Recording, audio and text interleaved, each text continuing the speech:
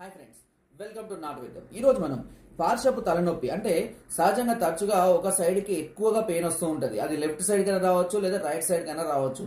So తలనొప్పి ఏ వైపు అయితే అధికంగా ఉంటుందో, ఫర్ ఎగ్జాంపుల్ నాకు రైట్ సైడ్ అధికంగా తలనొప్పి ఉంది అనుకుందాం. అప్పుడు మీరు ఏం చేయండి అంటే అవిస ఆకులు ఉంటాయి కదా, అవిస చెట్టు మనకు అందుబాటులో ఉంటుంది.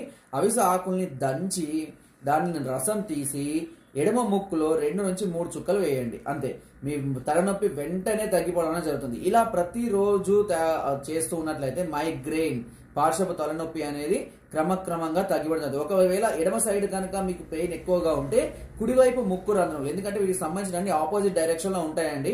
కాబట్టి ఏ సైడ్ ఉంటే దానికి ఆపోజిట్ డైరెక్షన్ లో ముక్కు రంధ్రంలో అవిసె ఆకుల రసాన్ని కనుక 2 నుంచి 3 చుక్కలు ప్రతిరోజు వేసుకుంటూ ఉన్నట్లయితే ఈ హెడేక్ పార్శ్వపు తలనొప్పి అనేది మైగ్రేన్ అనేది పూర్తిగా తగ్గిపోవడం అనేది జరుగుతుంది వితౌట్ ఎనీ సైడ్ ఎఫెక్ట్స్. నా వీడియో నచ్చినట్లయితే లైక్ చేయండి, షేర్ చేయండి అండ్ సబ్స్క్రైబ్ చేయడం మాత్రం మర్చిపోండి.